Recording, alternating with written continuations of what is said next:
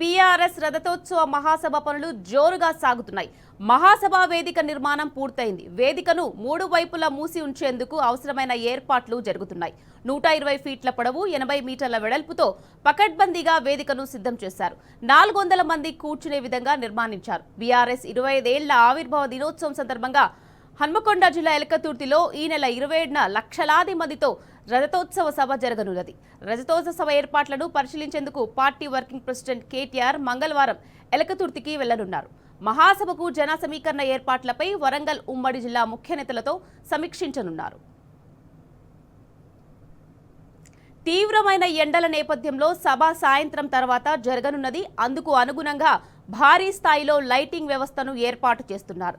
జనరేటర్లు, sound system ఏర్పాటు పనులు జరుగుతున్నాయి. వాహనాల కోసం పార్కింగ్ ఏర్పాట్లు పూర్తయ్యాయి.